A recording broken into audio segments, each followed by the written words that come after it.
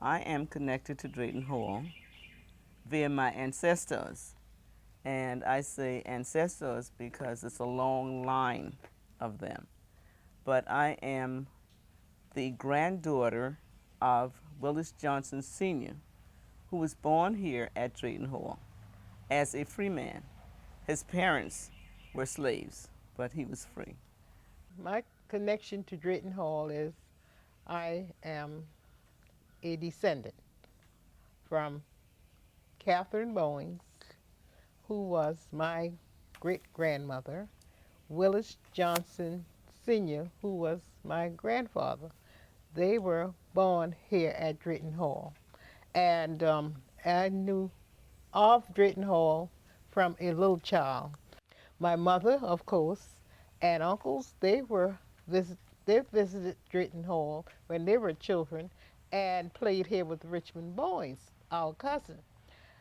And in the 1970s, when Richmond returned back to Charleston, he invited me to come here.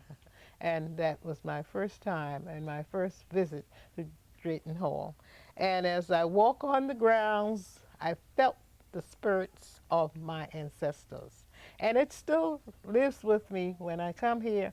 I can always feel Catherine Bowens, can always feel Willis Johnson Sr., and I know that I am a part of this place and that they are a part of this place spiritually as well.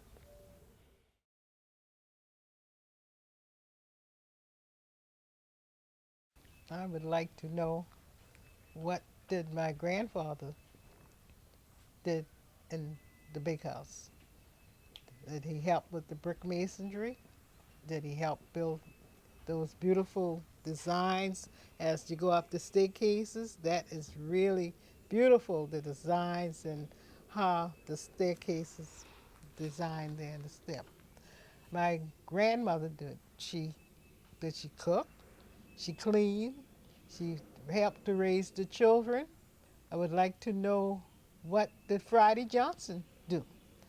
And was he the man that brought the wood in to keep the fire, to keep them warm, to start the breakfast in the morning? And the quilts and the bedding were how did they make it? They sewed. The clothing helped to iron. And how did you operate the big house? Who did the work and how was it done? At the Ashley River near Drayton Hall, if I were to look across the waters, some questions would come to mind. And some of these may be, did anyone attempt to swim across this river to escape? And if so, did they make it? Were they caught? Were they brought back? And something else that might come to mind, and looking across that Ashley River near Drayton Hall, were any of these people who attempted to escape were directly related to me? And if they were, what is the relationship?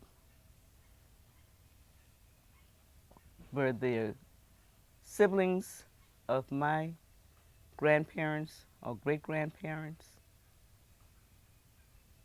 The waters are sometimes very, very rough. Did anyone accidentally die attempting to get across these waters?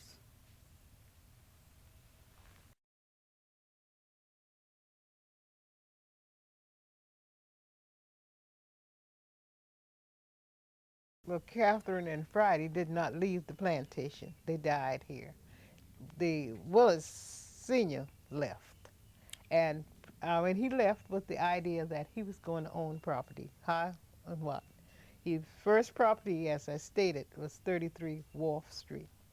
Property was very important to Willis, and it became important to my mother. 35 Calhoun Street is known as the Borough Houses, and we say houses because the first house was purchased by our grandfather, Willis Johnson Sr., in 1939.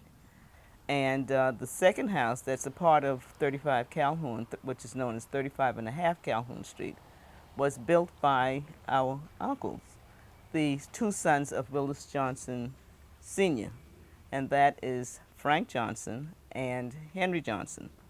And they built these houses as a test, as a part of their apprenticeship, because they were studying carpentry. And these two houses are still located there in our ownership. Our Uncle Frank Johnson, who with his brother built 35 and a half Calhoun Street, we had a name for him, and if you were to see his picture, Dapper Dan. He was always very well dressed and took pride in how he dressed.